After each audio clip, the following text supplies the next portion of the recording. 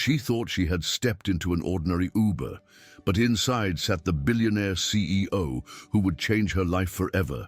A lie born in the rain would become the most dangerous love story of her life. Hello, my friends. Before we begin this amazing story, leave a comment telling me where you're watching from and how your day is going, all right? And don't forget to like the video and subscribe to the channel. The city of New York did not weep for the defeated. It merely rusted them.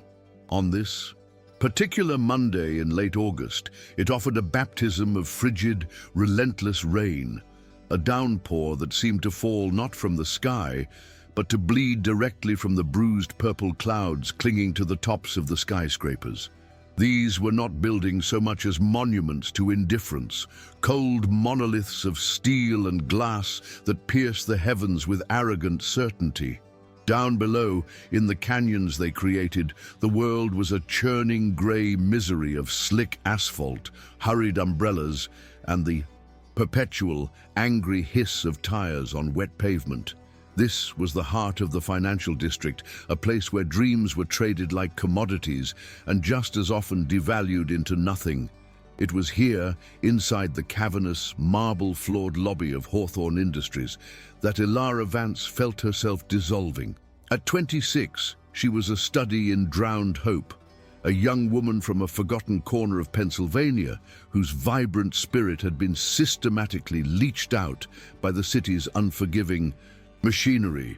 Every fat, distorted raindrop that slid down the floor-to-ceiling window felt like a personal taunt, a slow-motion tear tracking the path of her own internal collapse. She clutched a worn, black portfolio to her chest, the faux leather damp and cold against her skin, its contents feeling as worthless as the paper they were printed on.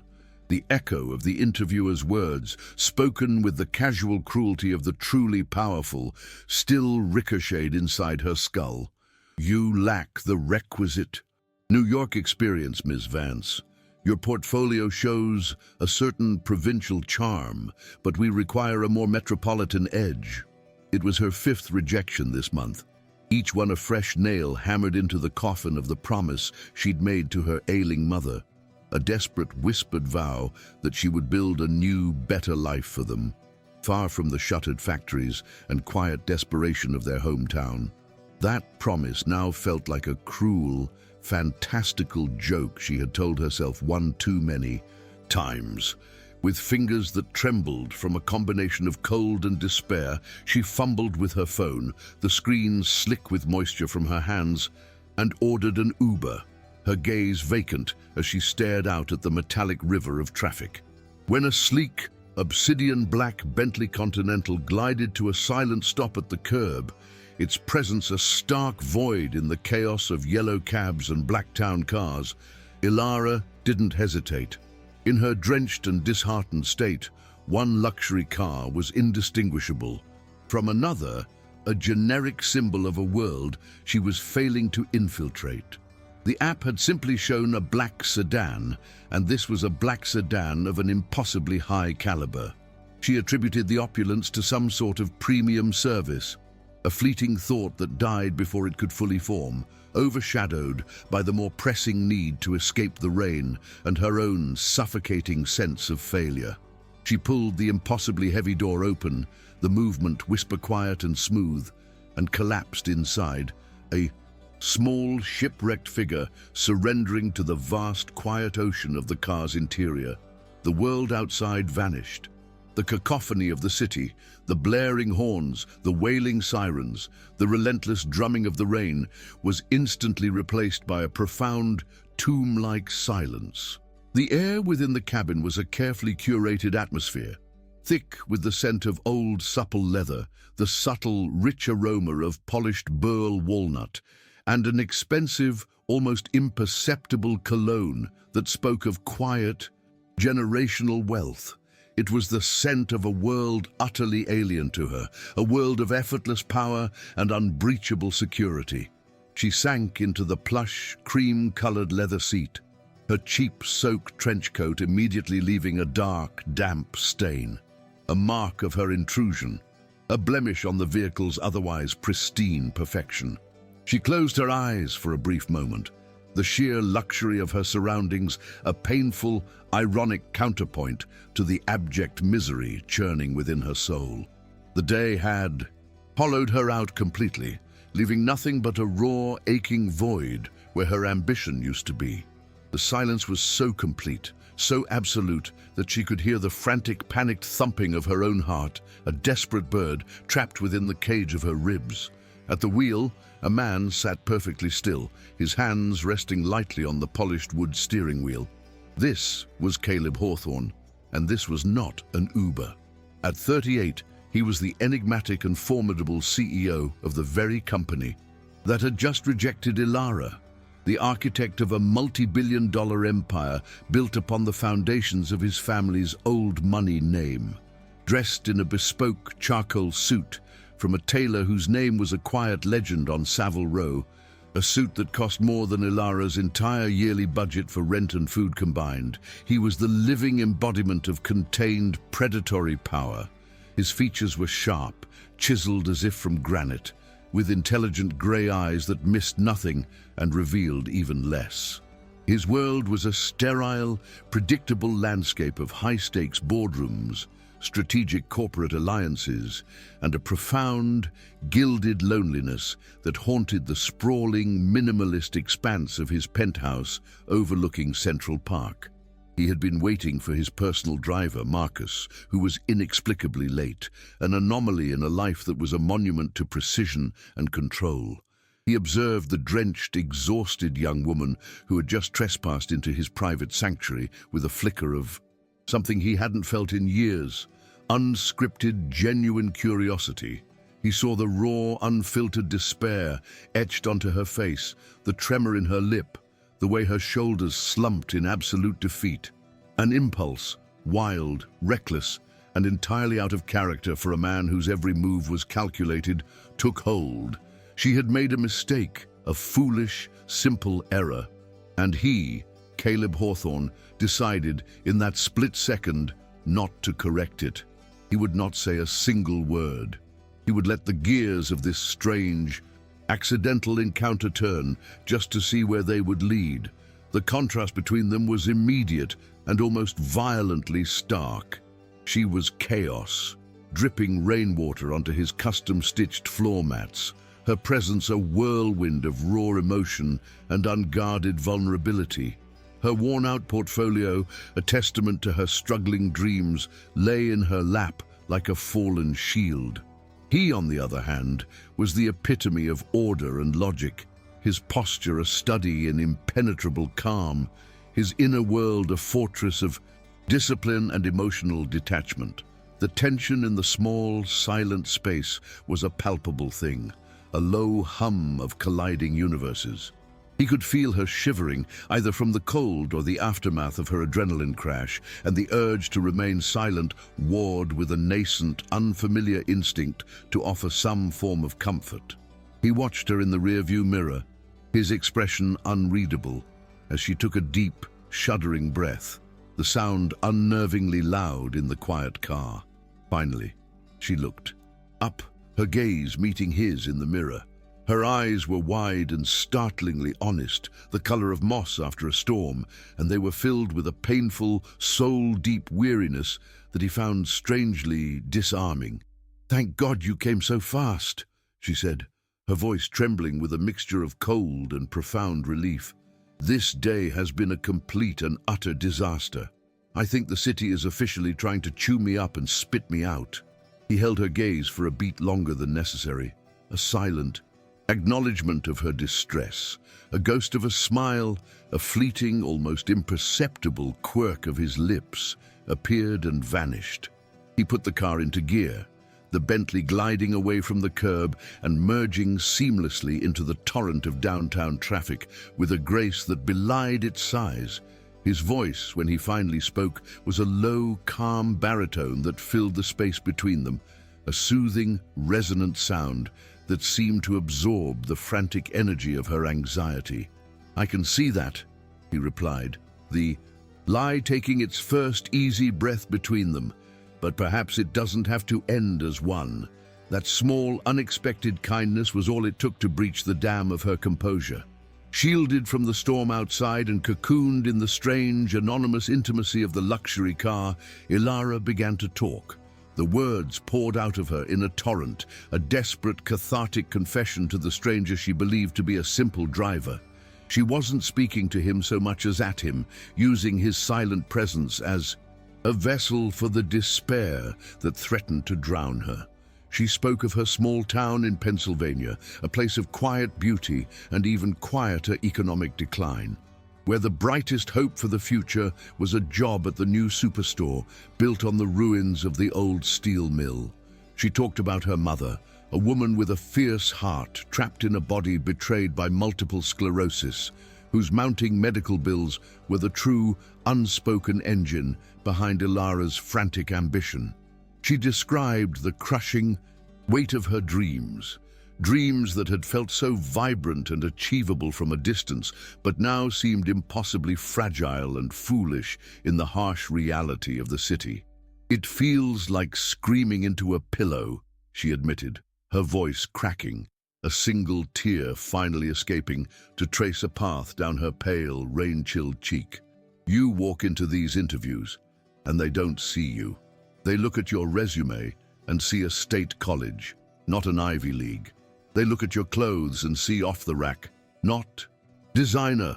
They hear your address and know you live 3 subway transfers away from where anything important happens. They see all the things you aren't, but they don't actually see you." Those last words, "they don't actually see you," struck Caleb with the force of a physical blow. He kept his eyes on the slick, rain-swept road, his grip on the steering wheel tightening imperceptibly. In his world of fawning sycophants, ambitious rivals, and calculating business partners, he was also not seen. They saw the Hawthorne name, a legacy of immense power and influence that preceded him into every room. They saw the title of CEO, a position that commanded automatic deference and fear. They saw the staggering wealth, a figure with so many zeros it became an abstraction, a barrier that made genuine human connection all but impossible. They saw the legend, the ruthless prodigy who had doubled his family's fortune before the age of 35. But they never, ever saw the man who was weary of the endless posturing, the man who found the gilded cage of his life suffocating, the man who sometimes stared out from his penthouse at the sea of city lights and felt a loneliness so profound it was like a physical ache in his chest. He was a collection of assets and expectations, a brand, not a person. And as this young woman, this complete stranger, unknowingly articulated the deepest, most private sorrow of his own existence, a powerful, dangerous thought began to crystallize in the cold, precise chambers of his mind. "I see you, Ilara Vance. I'm seeing you right now." The irony was staggering. He, the man at the pinnacle of the very system that was crushing her, was perhaps the only person in the entire city who in that moment understood her feeling of absolute invisibility. He was no longer just driving. He was navigating a new, uncharted territory within himself, and he felt a strange, thrilling sense of dread and anticipation. He made a decision. Instead of heading towards the address she had entered into the app, a neighborhood in Queens he knew would be a long, dispiriting journey in this traffic, he took a quiet turn, guiding the Bentley toward the East River. He drove to a secluded spot under the shadow of the Williamsburg Bridge, a small, cobbled cul-de-sac that offered a sweeping, dramatic view of the Manhattan skyline. The rain had softened to a persistent drizzle, and the city across the water was a glittering tapestry of electric light, blurred and dreamlike through the water-streaked windshield. He put the car in park and killed the engine, plunging them back into that profound silence, now filled with the weight of her confession. She looked up, her tear-streaked face reflecting the city lights, a question in her tired eyes. "I'm not in a hurry," he said, his voice still low and even, offering no explanation for the detour. He was adopting a persona now, a character taking shape in his mind. He would be Jay, a simple man, a driver, someone who saw the city from the ground up, someone unburdened by the crushing weight of the Hawthorne name. Sometimes, he continued, turning slightly in his seat to face her, you just need a different perspective to see things clearly. He found, to his own astonishment, that it was surprisingly easy to be someone else. The lie felt less like a deception and more like a liberation, a chance to shed the heavy armor he wore every single day. He was mesmerized by her raw honesty, by the resilient spirit that even now shone through the cracks in her despair. She was everything his world was not, genuine, unfiltered, and sincere to the bone. "My name is Jay," he said, the alias feeling strange and yet perfectly natural on his tongue. He extended a hand, and after a moment's hesitation she took it. Her hand was small and cold, but her grip was firm. "Ilara," she replied, her voice barely a whisper, a faint blush rising on her cheeks as if she were embarrassed by her earlier outburst. "I'm so sorry. I don't know why I just unloaded all of that on you. You must think I'm completely crazy." A genuine smile touched Caleb's lips this time, a rare occurrence that softened the hard lines of his face. "I don't think you're crazy, Ilara. I think you're fighting. There's a difference." His words seemed to land with a gentle, reassuring weight, offering a validation she hadn't realized she was so desperate to hear. He gestured towards her portfolio. "What's in there? What's the dream you're chasing so hard?" The question was simple, direct, and imbued with an interest that felt startlingly real. For the next hour, as the rain pattered a soft, hypnotic rhythm on the roof of the car, Ilara forgot he was a stranger, a driver. She opened her portfolio, and in the dim glow of the dashboard lights, she showed Jay her work. She was an aspiring landscape architect, and her designs were not for sterile corporate plazas, but for vibrant community gardens, for small, green pocket parks in forgotten neighborhoods, for rooftops transformed into urban meadows. Her passion was palpable, her vision clear and full of a hopeful beauty that stood in stark defiance of the city's concrete soul. He listened, truly listened, asking intelligent questions that revealed a surprising depth of knowledge about horticulture and urban planning, a fact she noted with a fleeting sense of puzzlement before dismissing it. He saw the talent the interviewer had overlooked, the fierce, beating heart behind the provincial charm. The digital correspondence that followed became an escape for both of them, a secret world built in the ether between their two vastly different realities. Using a burner phone he'd had his security chief procure for untraceable business dealings, the irony of which was not lost on him, he texted her that first night as Jay. The message was simple. "I hope you got home safe. Don't let them grind you down. The city needs more gardens. Jay." For Ilara, waking up to that message was like finding a small, impossible flower pushing its way through a crack in the pavement. It was a connection with a kind, mysterious friend, a man who offered encouragement without judgment or expectation. His texts became a lifeline in her sea of loneliness, a daily dose of hope that helped her face the endless cycle of applications and rejections. For Caleb, it became an addiction, a powerful, intoxicating dose of reality that made his own world feel increasingly artificial. He found himself smiling at his phone during tense board meetings, his multi-billion-pound empire and the complex negotiations of a hostile takeover fading into the background as he became engrossed in her world. She would send him pictures of her meager attempts at a window box garden on her fire escape, or bemoan the outrageous price of avocados at her local budget supermarket, and he would feel a pull, a sense of connection that was more real than anything he had experienced in years. He was starting to feel more like Jay, the quiet, observant driver, than he did Julian Hawthorne, the titan of industry. He was rediscovering a part of himself he thought had died long ago, a man capable of simple kindness and genuine feeling, a man who existed outside the context of his family's name and fortune. He knew he was playing with fire, that the entire charade was a monument to recklessness, but he couldn't bring himself to stop. The thought of confessing, of revealing his true identity, was terrifying. He would cease to be Jay, her kind confidant, and would instantly transform into one of them, the powerful, inaccessible gatekeepers of the world she was trying so desperately to enter. The lie was a fragile, beautiful bubble, and he was determined to keep it from bursting for as long as he possibly could. He craved the authenticity she offered, the glimpse into a life where success and failure were measured in personal triumphs and setbacks, not in quarterly earnings reports and stock market fluctuations. After a week of constant texting, he finally gathered the courage to ask her to meet in person, his heart hammering against his ribs with an adolescent anxiety he hadn't felt in 2 decades.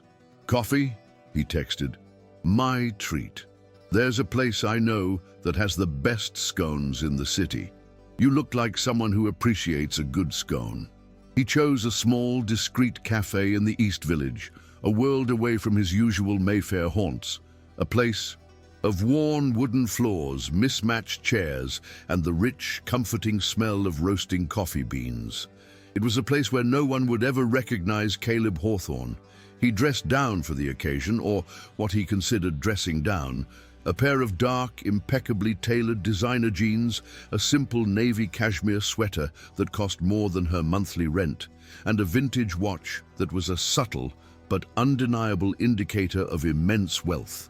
He couldn't completely erase the aura of power that clung to him like a second skin, the innate elegance in his posture, the quiet confidence in his gaze.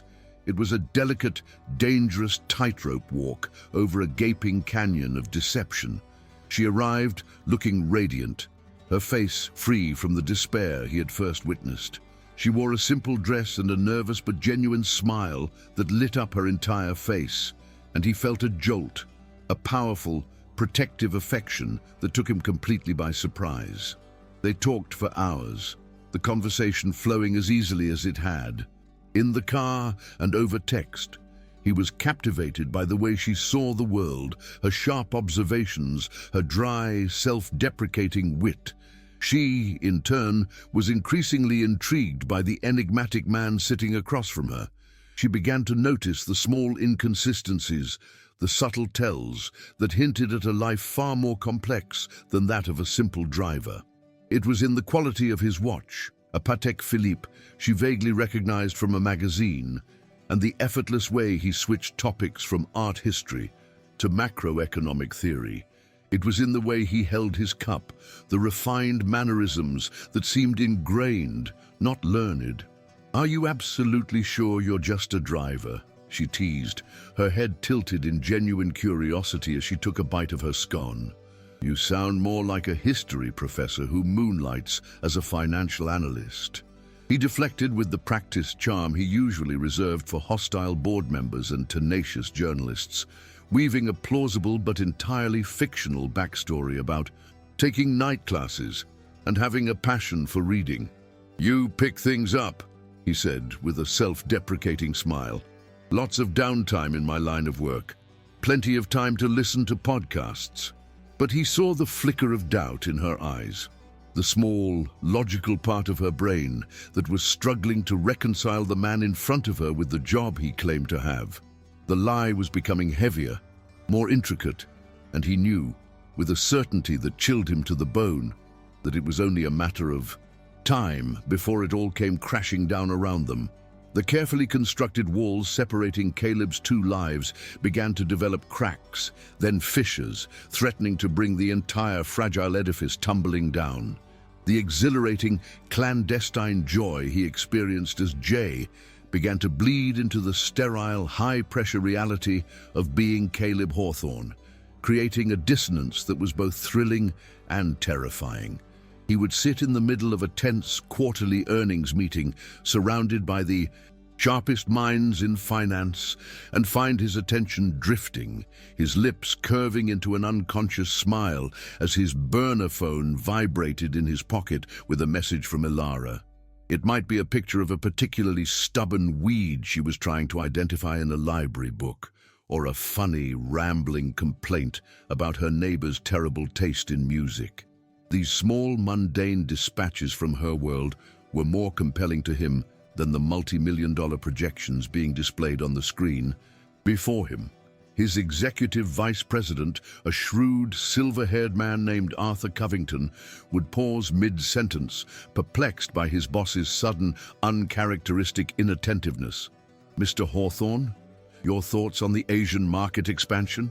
Caleb would blink, dragging himself back from a sun-drenched fantasy of planting a community garden with Elara in Brooklyn, and offer a crisp, incisive analysis that betrayed none of his inner turmoil. But the cracks were showing, and the person who noticed them most acutely was the one individual he could never deceive: his mother. Beatrice Hawthorne was not a woman who tolerated anomalies. The matriarch of the Hawthorne dynasty, she was a formidable figure of old-world elegance and new-world ruthlessness. A woman who moved through the upper echelons of New York society with the serene, untouchable grace of a battleship. She summoned Caleb for their standing Sunday dinner at the family's sprawling Upper East Side townhouse, a place that felt more like a museum than a home, filled with priceless antiques and an oppressive ancestral silence. Over a meticulously prepared meal served by silent uniformed staff, she fixed him with her piercing blue eyes, eyes that had been known to make corporate raiders tremble. "You have been distracted, Caleb," she began, her voice calm but laced with steel as she placed her silver fork down with surgical precision. "Your mind is elsewhere. I hear it from Arthur. I see it in your quarterly reports, and I see it now across this table. This hostile takeover of Sterling Corp requires your undivided attention, not whatever trivial amusement has you smiling at your telephone like a love-struck schoolboy." Her gaze was unwavering, and Caleb felt a familiar tightening in his chest. "Furthermore," she continued, "the Astors are growing impatient. This alliance is not merely a social convenience, it is a necessary strategic merger. Genevieve is a perfect match, impeccable lineage, a keen understanding of our world, and a public image that complements our family's brand. You are expected to formalize the engagement by the end of the season. I trust you will not allow some fleeting diversion to jeopardize generations of planning." Genevieve Astor, the woman in question, was indeed a perfect match on paper. She was beautiful in a cool, polished way, her blonde hair always perfectly coiffed, her designer wardrobe a testament to exquisite, expensive taste. She was the product of the finest boarding schools, a socialite whose life was a carefully curated series of charity galas, art auctions, and winters in St. Bart's. But beneath the flawless exterior was a mind as sharp and calculating as Beatrice's. Genevieve was not in love with Caleb the man. She barely knew him beyond a handful of stiff, orchestrated dates, but she was deeply in love with the power, the status, and the future his name promised. She was acutely aware of the emotional chasm between them, and his recent, peculiar detachment had transformed her from a passive fiancé-in-waiting into a quiet, watchful antagonist.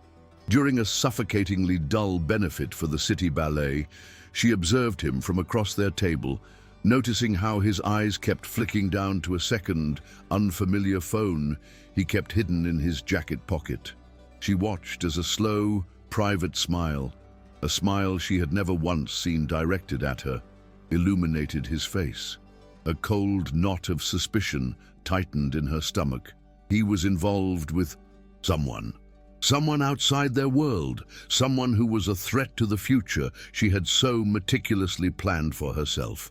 Her smile never wavered as she conversed with the senator seated to her right, but her mind was already at work, formulating a strategy to identify and neutralize this unknown variable. The near miss happened on a crisp October afternoon, a day of brilliant blue sky and golden sunlight that felt like a gift from the heavens. Feeling reckless and emboldened by the weeks of secret happiness, Caleb, as Jay, had convinced Elara to play hooky from her relentless job search. He took her to a small, secluded inlet in Central Park, where they rented a rowboat and spent hours on the water, far from the noise and the crowds. For the first time in years, Caleb felt completely, utterly free. He shed the weight of his surname, the crushing burden of expectation, and was simply Jay, a man laughing with a woman whose presence made the world feel vibrant and full of possibility. He was so lost in the moment, so careless in his joy, that he didn't notice the telephoto lens glinting in the sunlight from a vantage point on the bow bridge. Genevieve, having employed the discreet services of a private investigator she kept on retainer for such delicate matters, had found them. She didn't act immediately. She waited, her patience a cold, venomous thing. Later that evening, as Caleb and Ilara walked hand in hand through a less trafficked path near Strawberry Fields, the trap was sprung. A sudden, blinding eruption of camera flashes turned the twilight into a chaotic strobe effect.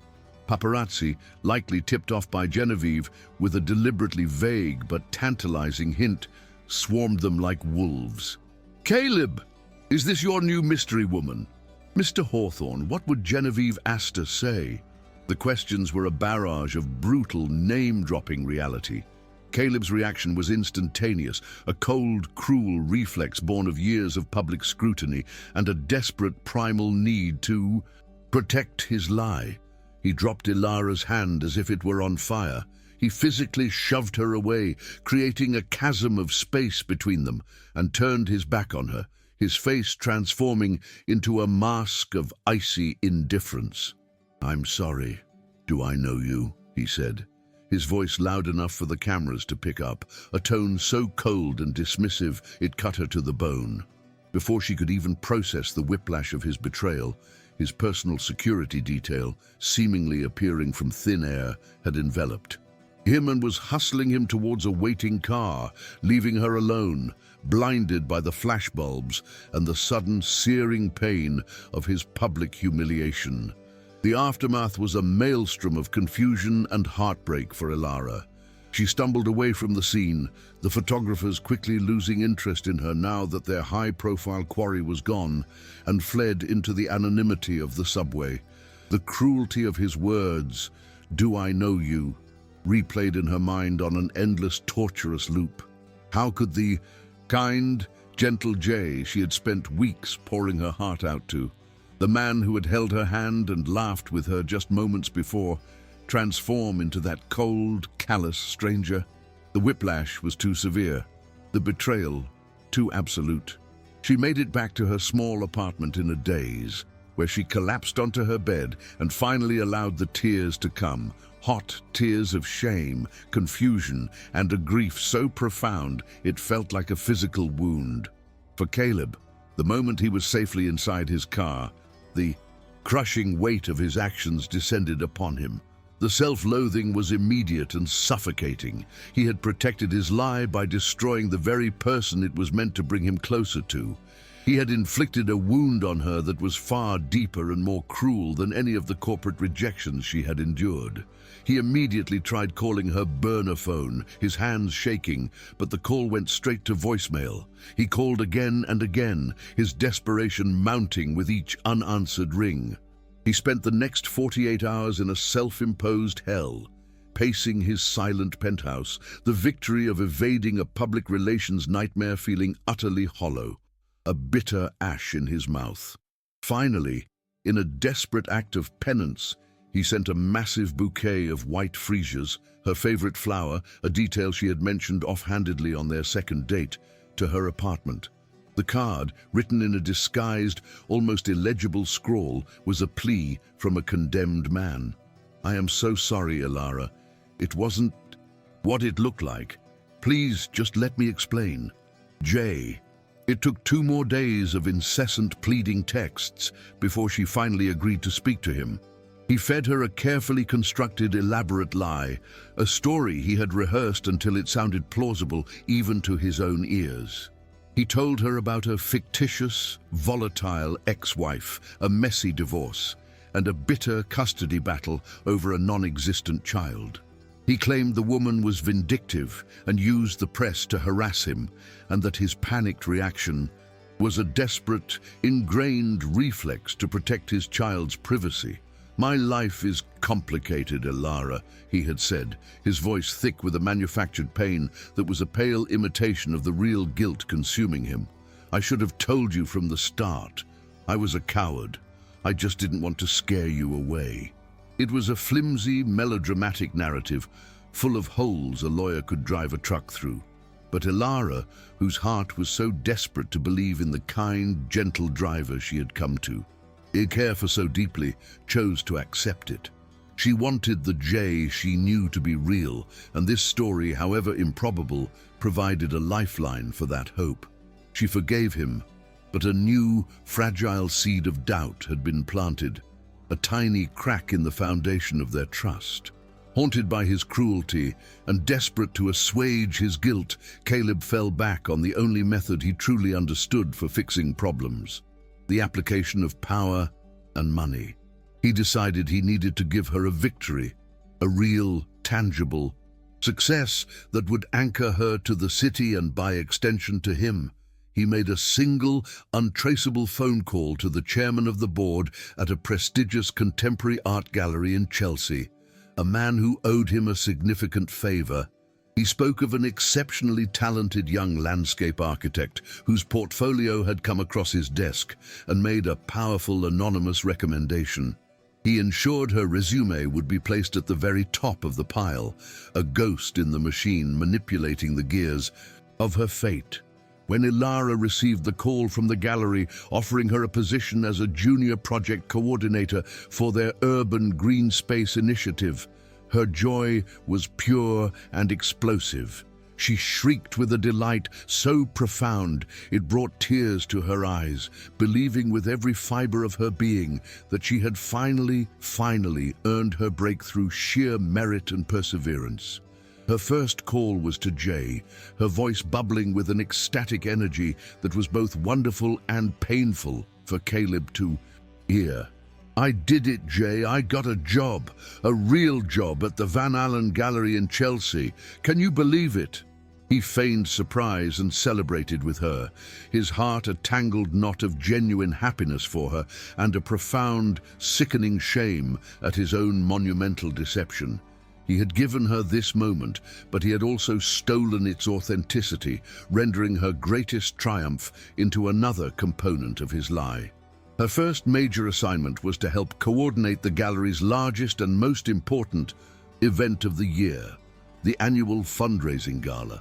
The weeks leading up to it were a whirlwind of frantic, happy activity for Ilara. She threw herself into the work, her natural talent for organization and her passion for design shining through. For the first time since arriving in New York, she felt like she belonged.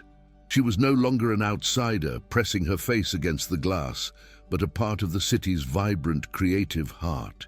The night of the gala arrived, a glittering affair humming with the energy of the city's wealthiest and most influential patrons. Ilara, dressed in a simple but elegant black dress she'd bought from a second-hand store, moved through the opulent, art-filled space with a professional grace, her heart swelling with a pride so intense it felt like it might burst. This was it. This was the life she had promised her mother. She had made it. As the evening reached its crescendo, the gallery's director, a chic, formidable woman named Ms. Dubois, stepped up to a podium on a small stage. Ilara paused in her duties, a tray of champagne flutes balanced perfectly in her hands, and listened with a proud smile. Ms. Dubois thanked the various corporate sponsors and individual donors before moving on to her main acknowledgement. "And now," she announced, her voice resonating through the hushed, expectant crowd, "I would like to introduce a man whose passion for the arts and whose truly unparalleled generosity has not only kept our doors open, but has allowed us to dream bigger than ever before. He is the primary benefactor for the initiative that brought our wonderful new project coordinator, Ilara Vance, to us." Ilara's heart stuttered at the mention of her name, a blush of pride warming her cheeks. Please join me in giving a very warm welcome to the CEO of Hawthorne Industries, Mr. Caleb Hawthorne. Time did not just slow down, it shattered. The name hung in the air, an impossible, discordant note in the symphony of her triumph. She watched, frozen, in a state of absolute paralyzing disbelief, as a man walked onto the stage from the wings. It was Jay. It was her Jay, her kind, humble, complicated driver. But he was transformed. He was wearing a tuxedo tailored with such perfection that it seemed molded to his body. He moved with an easy, commanding grace, radiating an aura of power and unassailable authority that filled every corner of the vast room. The polite applause of the crowd sounded like a roaring in her ears. It was him. It was unequivocally, devastatingly, undeniably him. The champagne flutes trembled on her tray, the delicate sound of chattering glass, a faint echo of the world that was breaking apart inside her. Her mind, suddenly brutally clear, began to race, connecting the dots with a speed that left her breathless and nauseous.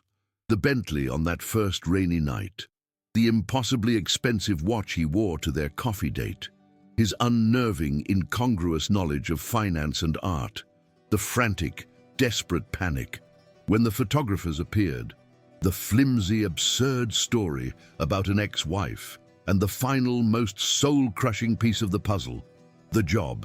The job she had been so incandescently proud of, the position she believed she had earned through her own talent and grit. It was all a lie, a fabrication, a game. She had not been discovered. She had been placed. She had not earned her dream. It had been handed to her, a trinket bestowed by a bored billionaire playing a part. The triumph she had felt just moments ago curdled into the most profound, public, and soul-destroying humiliation of her life. She could feel hundreds of pairs of eyes on her, or perhaps it was only her imagination, but it felt as if every person in that room knew. They knew she was the little project, the charity case, the amusing diversion for the great Caleb Hawthorne. She stood, rooted to the spot, numb and shaking, and listened to the voice of the man she thought she knew, a voice that was now amplified, confident, and utterly alien, as he spoke about philanthropy and civic duty. When he finished his speech to another round of enthusiastic applause, he descended the steps from the stage, immediately enveloped by a crowd of admirers and business associates eager for a moment of his time. Ilara moved as if in a dream, placing her tray of untouched champagne on a nearby table with a hand that shook so violently she was surprised she didn't shatter the glasses. She cut through the elegant crowd, her simple black dress a stark contrast to the designer gowns and jewels around her, her mind fixed on a single, burning purpose. She intercepted him just as he was shaking hands with a city councilman, her presence a sudden, quiet disruption in his orbit of power. She got close enough that her words would be lost in the surrounding chatter, her voice a shaking, furious whisper raw with betrayal. "Was any of it real?" she asked, not looking at his face, her eyes fixed on the knot of his silk bow tie. "Or was I just your little charity project? A fun little game to see how the other half lives before you go back to your real life?" Caleb's polished public smile vanished, his face draining of all color. He saw the utter devastation in her eyes, the shattered remnants of the trust he had so carefully cultivated and so callously betrayed. "Ilara," he began, his own voice a desperate low murmur reaching for her arm. "Please, it's not what you think. Let me talk to you, somewhere private. Let me explain." But his words were meaningless noise, drowned out by the thunderous sound of her heart breaking. She pulled her arm away from his touch as if she'd been burned, took one last look at the face of the stranger she thought she knew, and turned. She fled. She ran from the warmth and the light of the gallery, past the velvet ropes and the curious, questioning glances of the guests, pushing through the doors and out into the cold night air. And as if on cue from some cruel, cosmic playwright, A familiar, miserable rain began to fall from the dark New York sky, a tragic, perfect echo of the night their beautiful, devastating lie had first begun. The bus ride back to Pennsylvania was a long, grey purgatory. Ilara sat with her forehead pressed against the cold glass, watching the glittering, vertical world of Manhattan recede, its sharp angles and brilliant lights blurring into a smear of arrogant indifference. Each mile that passed was a measure of her retreat, a quiet, humming confirmation of her own failure. She felt hollowed out, scoured clean by a humiliation so profound it left no room for tears. She was not just heartbroken, she was a fool, the punchline to a joke she hadn't even known she was a part of. The entire city, a place she had once viewed with a kind of terrified reverence, now felt like a sprawling monument to her own naivete. When she finally stepped off the bus in her hometown, the familiar sight of the shuttered storefronts on Main Street and the quiet, stoic houses nestled in the rolling hills offered no comfort, only a suffocating sense of finality. This was where she had started, and this was where she had ended, having gained nothing but a scar so deep she was certain it would never fade. Her mother, a woman whose own quiet suffering had taught her to read the silences between words, greeted her with a long, fierce hug and asked no questions. She saw the ghost of the city in her daughter's eyes, the vacant, haunted look of someone who had seen their dreams burn to the ground and knew that the story would come out when it was ready, or perhaps never. Ilara moved back into her childhood bedroom, the pale yellow walls covered in posters of places she had once longed to see, now mocking her with their faded, optimistic cheer. Back in New York, Caleb Hawthorne stood in the center of his sprawling penthouse, a glass of ludicrously expensive whiskey untouched in his hand. The city spread out beneath him, a dazzling, infinite web of light and life. But for the first time, it looked to him like a cold, empty galaxy. The silence in the apartment, once a carefully maintained sanctuary from the noise of his life, was now an active, accusing presence. It was filled with the ghost of Ilara's whispered confession in his car, the memory of her laughter over coffee, and the final devastating echo of her heartbroken accusation at the gala. He finally understood the profound, tragic irony of his deception. He had created the persona of Jay as an escape, a way to experience a sliver of life untainted by the name Hawthorne, to connect with someone without the impenetrable barrier of his wealth, but in his cowardice, in his desperate attempt to protect that fragile, beautiful connection from the harsh realities of his world, he had used the very power he was trying to escape to ultimately destroy it. He had not been protecting her, he had been protecting himself from the terrifying vulnerability of being truly seen. He realized with a sudden, gut-wrenching clarity that Jay wasn't a character he had invented. Jay was the man he might have been, the man who listened, who cared, who could fix a leaky faucet and appreciate a simple scone. He was the man who had been slowly suffocating to death beneath the immense, crushing weight of being Caleb Hawthorne.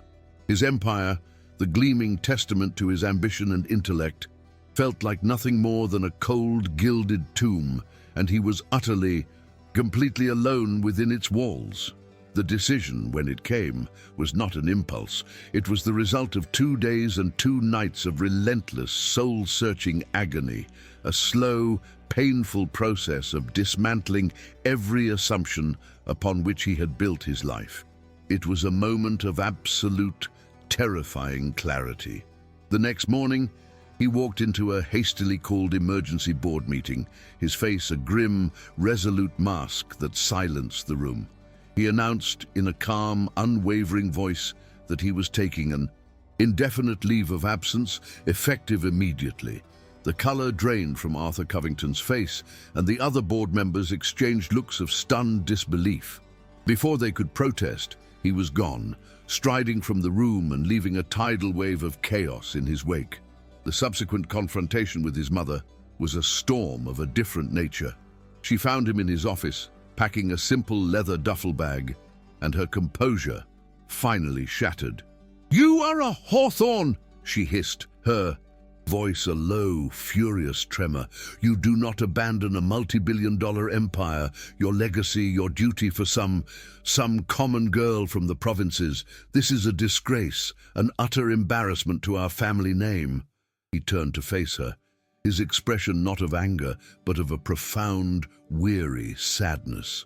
"The family name is a prison, Mother," he said quietly, "and I've been in it my whole life.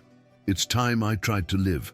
He signed the last of the legal documents, handing temporary control of his entire world over to a still reeling Arthur. He walked out of his office, leaving behind his expensive watch, his tailored suit jacket, and the sleek, powerful smartphone that tied him to Caleb Hawthorne's life. He took only one thing with him, the cheap, untraceable burner phone, Jay's phone. He got into a nondescript Ford Explorer from the company motor pool, a vehicle he had likely never noticed before, and drove himself out of the city, heading north toward the rolling hills of Pennsylvania, a king willingly marching into exile. His arrival in the small town of Harmony Creek was a quiet, jarring event. The Ford Explorer, while modest by his standards, was still new enough and clean enough to draw curious, suspicious glances from the locals. He saw the town through Ilara's eyes now, the quiet dignity in the neatly kept houses, the stubborn resilience in the face of economic hardship, the suffocating smallness of a place where everyone knew everyone else's business. He drove past her. Small, pale blue house once, his heart aching at the sight of it, but he didn't stop. To appear on her doorstep would be an invasion, another arrogant assertion of his will, another act of Caleb Hawthorne. He needed to be Jay, and Jay would have to earn his place. He rented a small, musty room above the town's only diner, paying a month's rent in cash. The next morning, he drove out to a sprawling dairy farm he had passed on his way into town, its fences in need of mending and its barn showing the wear of 100 hard seasons. He found the owner, a gnarled, weathered man named Silas Miller with hands like cured leather, and asked for work. Silas looked at Caleb's soft, unblemished hands, at the expensive but practical boots he wore, and let out a short, incredulous laugh. "Son, you ain't ever done a day of real work in your life, have you?" he grunted. "No, sir," Caleb replied honestly, "but I'm a fast learner." Silas, perhaps intrigued by the absurdity of the situation, gave him the worst, most back-breaking job he had, mucking out the cattle stalls and digging a new irrigation ditch at the far end of the property. The work was grueling, a brutal education in the language of physical exhaustion. By the end of the first day, his muscles screamed in protest. His back was a knot of fire, and the first raw, angry blisters were already forming across his palms. He was systematically demolishing Caleb Hawthorne, one shovelful of dirt at a time. Weeks bled into a month. The whispers in town about the mysterious, well-spoken stranger working as a farmhand at the Miller place eventually reached Ilara. She dismissed them at first, a bizarre and impossible rumor, but one afternoon, driving home from the grocery store, she saw him. He was standing by the side of the road, leaning against a fence post, covered in sweat and grime, his shirt streaked with mud. He was talking to Silas Miller, and even from a distance she could see the exhaustion in his posture. But there was something else there too, a solidity, a quiet resolve that was completely new. She felt a confusing, unwanted cocktail of emotions, a surge of white-hot anger, a deep, weary sadness, and a flicker of unwilling intrigue. What was this game? What was he trying to prove? Her mother, watching her daughter's troubled expression, offered a piece of gentle wisdom. People do drastic things when they're trying to find their way back to something they lost, Ilara. A man doesn't choose that kind of hard labor for no reason. Ilara tried to ignore her words, tried to harden her heart against him, but the image of him, stripped of all his power and prestige, remained stubbornly lodged in her mind. She knew, from a lifetime of living in that small house, that the roof over the back porch had a persistent leak that her mother was constantly worrying about, a problem she never had the money or the expertise to properly fix. It was a constant, low-grade source of anxiety for them both. One crisp autumn morning, Ilara returned home from taking her mother to a physical therapy appointment to find a ladder propped against the side of the house. On the roof, a man was methodically prying off the old curled shingles. It was Caleb. He moved with a focused, deliberate precision, his actions economical and sure.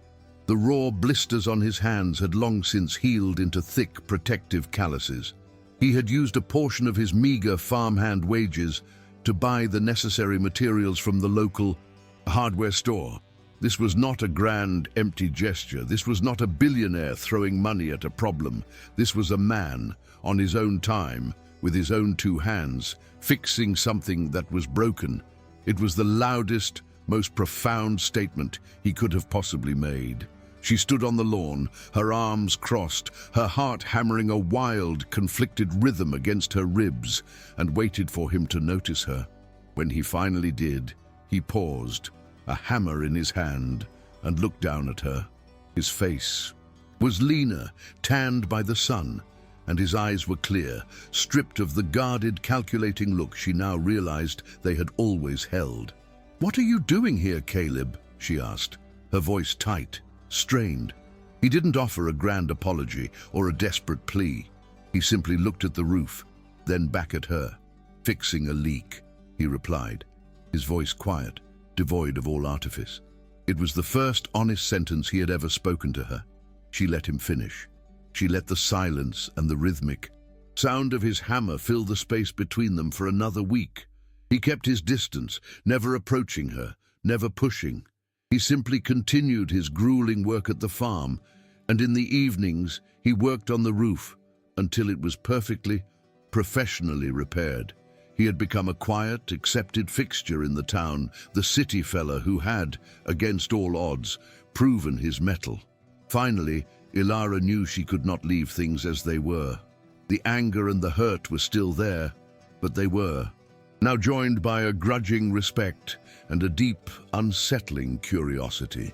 She needed a reckoning, a final confrontation to close the chapter, one way or another. She drove out to the Miller farm at the end of the day and found him washing up at an outdoor pump, the late afternoon sun casting long shadows across the fields.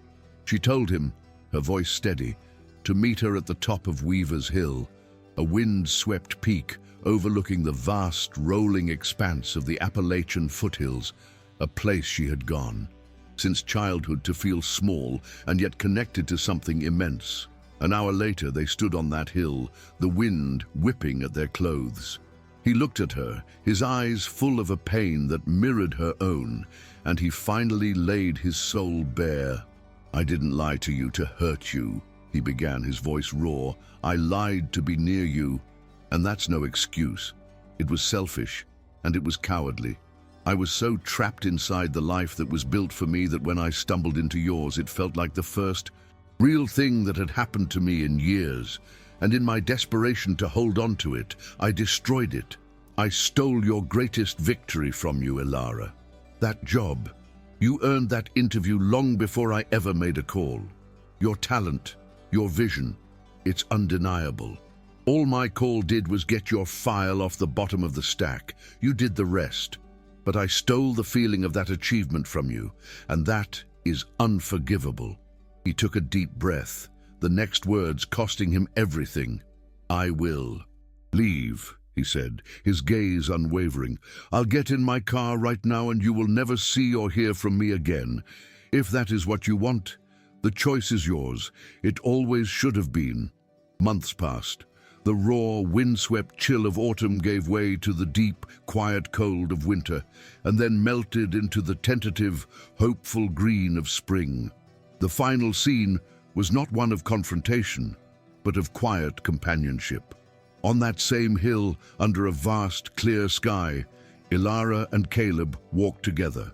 They were dressed in simple, practical clothes, their boots dusty from the path, The silence between them was no longer fraught with tension, but comfortable, easy, and earned. They had started over, slowly, painstakingly, building something new and fragile from the rubble of his beautiful, devastating lie. He had stayed, and they had talked for hours, for days, for weeks. There had been anger, and tears, and painful, brutal honesty. But there had also been forgiveness, hesitant at first, then growing into a quiet, resilient strength. She stopped walking and looked out at the sprawling, rugged landscape, the place she had once been so desperate to escape. "You know," she said, her voice quiet but strong, the wind catching a strand of her hair, "all my life, I felt like I was running from here, trying to get to somewhere bigger, somewhere that I thought mattered." She turned to him, and a small, genuine smile touched her lips, a smile that finally reached her eyes. "Now, it's the only place that feels like home." Caleb looked at her, his love for her a palpable, living thing in the clear spring air. He reached out and took her hand, his own calloused and changed, its texture a testament to the man he had become. "For me too," he said softly, his voice full of a truth that was deeper than any promise he could ever make. And the final image was not of a billionaire and a small-town girl, but of two people, equals, standing together against a vast horizon, having finally, impossibly found their true north, not in a city of dreams, but in the hard-won reality they had built from the ashes.